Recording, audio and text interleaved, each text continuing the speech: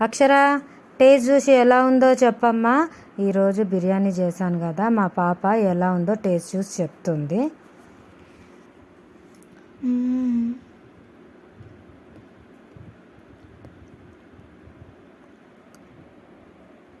చాలా బాగుంది.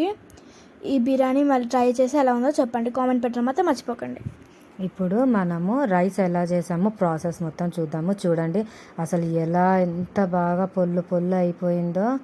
రైస్ అయితే చాలా బాగా అయ్యింది. ఇది ఎలా చేస్తున్నామో మనము ప్రాసెస్ చూసేద్దాం.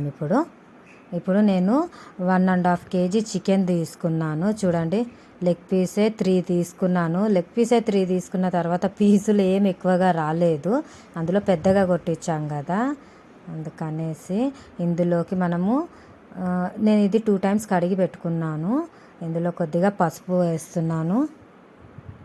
ఇంకా మనకు బిర్యానీ అంటే ఏంటి, ఫస్ట్ మ్యాగ్నేట్ చేసి పెట్టుకోవడమే కదా. పసుపు, అల్లం వెల్లుల్లి పేస్ట్ మాత్రం ఫ్రెష్గా ఉంటేనే బాగుంటుంది. ఎప్పటికప్పుడు ఫ్రెష్గా చేసుకుంటే టేస్ట్ బాగా వస్తుంది. కారం వేస్తున్నాను, 3 tablespoon కారం వేస్తున్నాను. పచ్చిమిరపకాయలది వేస్తే కూడా చాలా బాగుంటుంది, కానీ నేను ఇప్పుడు కారమే వేస్తున్నాను. సాల్ట్, ఇప్పుడు నేను 2 tables సాల్ట్ వేస్తున్నాను. మళ్ళీ రైస్ ఉడికేటప్పుడు కూడా సాల్ట్ వేసుకుంటాం కదా, అందుకనేసి. ఇది మసాలా నేను ఇంట్లోనే తయారు చేసుకున్నాను, ఇది కూడా వేస్తున్నాను. 1 tablespoon వేస్తున్నాను. నేను మసాలాలు చాలా తక్కువగా వేస్తాను. ఇప్పుడు ఇదంతా కలిపేద్దాము. ఇప్పుడు ఆయిల్ వేసుకుందాము. ఇదంతా కలిపిన తర్వాత ఆయిల్ వేసుకోవాలి.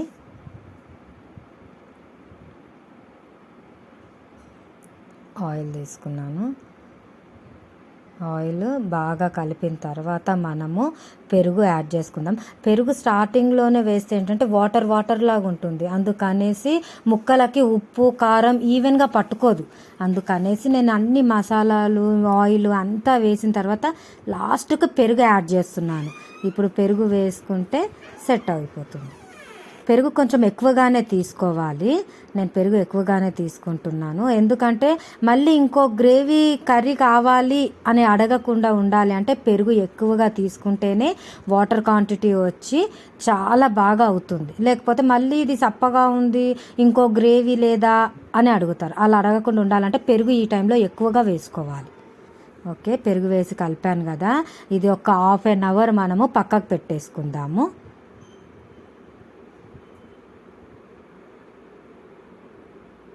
చూడండి, ముక్కలకు అన్నిటికీ పట్టేసింది కదా, ఇది మనము పక్కకు పెట్టేసుకుందాము. 1/2 hour వరకు ఇది మంచి మ్యాగ్నేట్ అవుతే చాలా బాగుంటుంది. ఈలోపు మనము రైస్ తీసుకుందాము.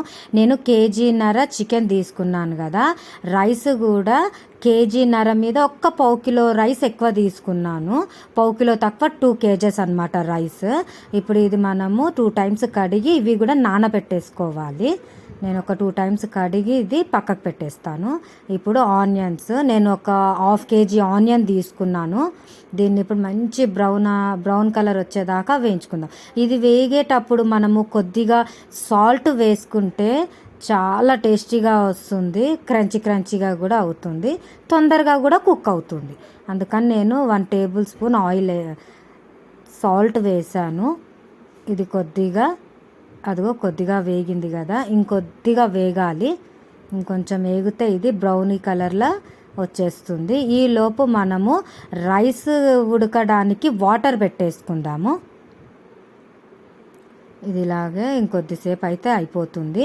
ఈలోపు మనము వేరే స్టవ్ మీద రైస్కి వాటర్ పెట్టేసుకుందాము. ఇదిగో నేను వాటర్ పెట్టేసుకున్నాను.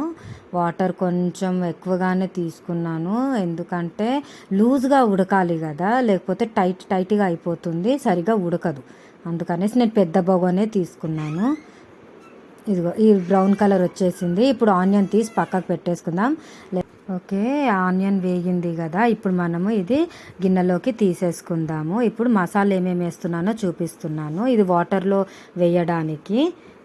ఇప్పుడు ఇది ఆకు, బిర్యానీ ఆకు అంటాం కదా, ఇది బిర్యానీ ఆకు, లవంగ, చెక్క, ఇది పెద్ద ఇలాచి అంటారు, లవంగ. ఇప్పుడు చెక్క, బిర్యానీ ఆకు, సాజీరా, జాజికాయ మొత్తం నేను కొద్దిగానే వేస్తాను.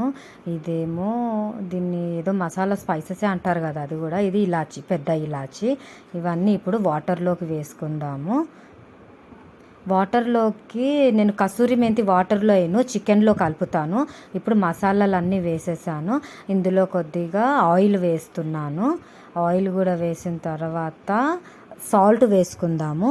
సాల్ట్ నేను చికెన్లో కూడా వేసాను కదా, చికెన్లో వేసాను, ఆనియన్స్లో వేసాను కాబట్టి ఇందులోకి నేను 3 టేబుల్ స్పూన్ సాల్ట్ వేస్తున్నాను.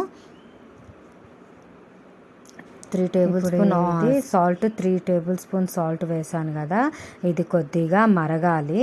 ఇది మరిగిన తర్వాత మనం ఇందులోకి రైస్ వేసేసుకుందాము. ఇప్పుడు నేను చికెన్లోకి అన్నీ కలిపి పెట్టుకున్నాను కదా, కసూరి మెంతి వేయలేదు కదా. ఇప్పుడు కసూరి మెంతి, ఫ్రైడ్ ఆనియన్స్ వేసి కలుపుకుందాము చికెన్లోకి. ఆ ఫ్రైడ్ ఆనియన్స్, కసూరి మెంతి వేస్తే ఫ్లేవర్ ఇంకా బాగుంటుంది చికెన్లో ఫస్ట్ కలిపి పెట్టుకుంటే. ఇప్పుడు నేను ఇందులోకి కొద్దిగా కసూరి మెంతి వేస్తున్నాను. కసూరి మెంతి నలిపి వేసేస్తున్నాను. ఇది మంచి ఫ్లేవర్ని ఇస్తుంది.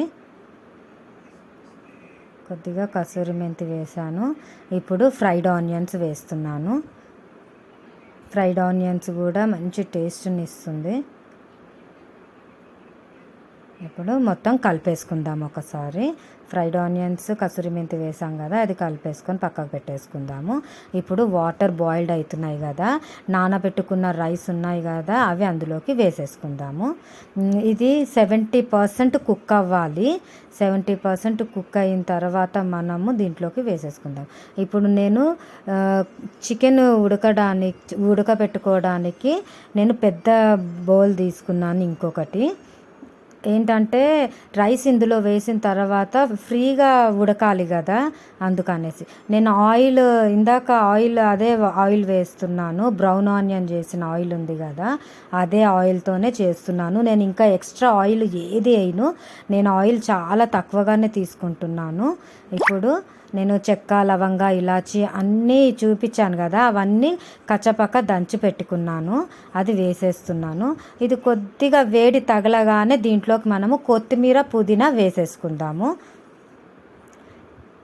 ఇప్పుడు కొత్తిమీర, పుదీనా నేను కడిగి తీసుకున్నాను. ఇది కొంచెమే వేస్తున్నాను ఇప్పుడు, మళ్ళీ తర్వాత అన్నం రైస్లోకి వేసుకోవడానికి.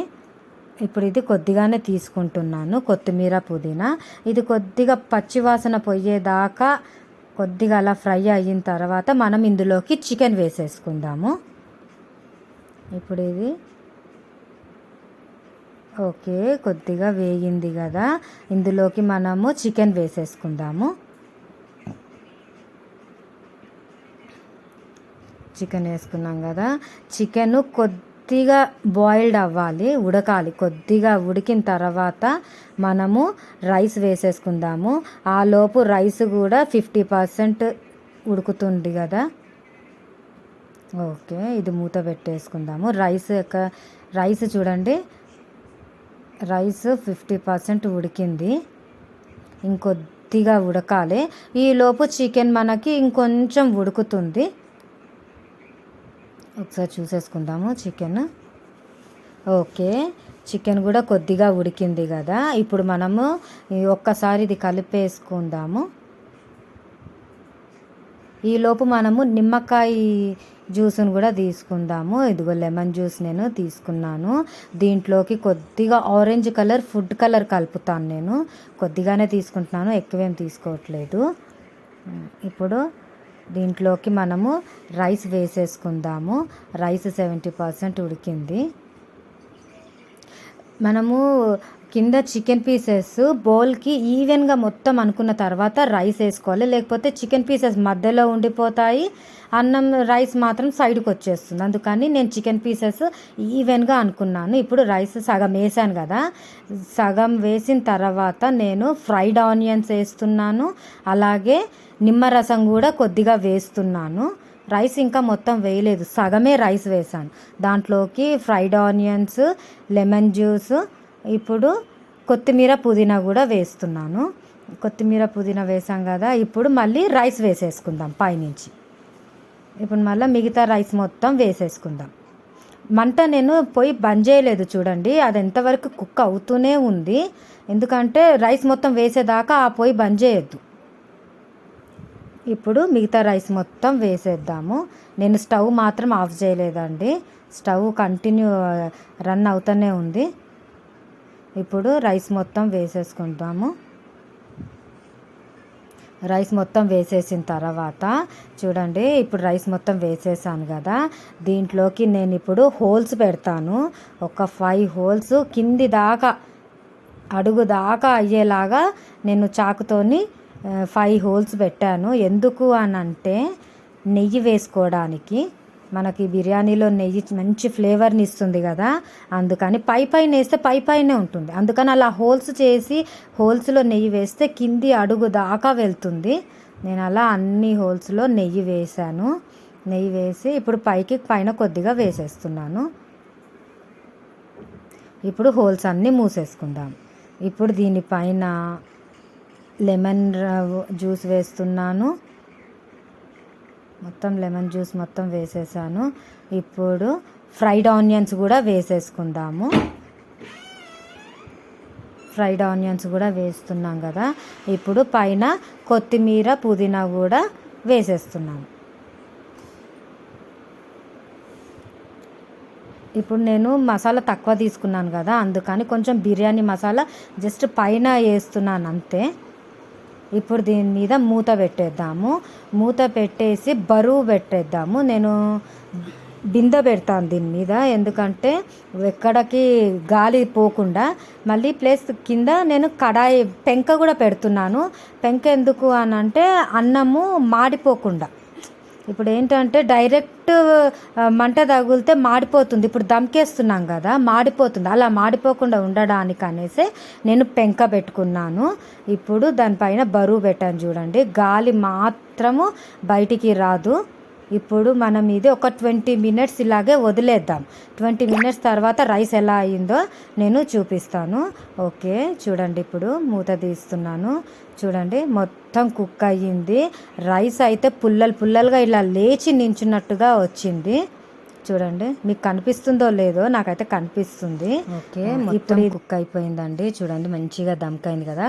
ఇది నేను కలిపి చూపిస్తాను ఎలా వచ్చిందో. చూడండి ఎంత బాగా వచ్చిందో, అసలు పొడిగా చాలా బాగా వచ్చింది. పీసెస్ కూడా మంచిగా కుక్ అయిపోయాయి. ఇప్పుడు ఇది టేస్ట్ చూసి చెప్తాను ఎలా వచ్చిందో. మా పాప టేస్ట్ చూసి చెప్తుంది. అక్షర టేస్ట్ చూసి చెప్పమ్మా. మా పాప నిమ్మకాయ పిండుకుంటుంది, అలాగే ఆనియన్ తీసుకుంటుంది. ఆనియన్ లేనిది మనం బిర్యానీ తినలేం కదా, ఫుల్ఫిల్ కూడా అస్సలు అవ్వదు. ఇప్పుడు టేస్ట్ చూస్తుంది. మా బాబు ఫుల్ ఆకలి మీద ఉన్నాడు అసలు. చాలా బాగుంది. ఇది ఒకసారి ట్రై చేసి కామెంట్ పెట్టండి. Please like, share and subscribe.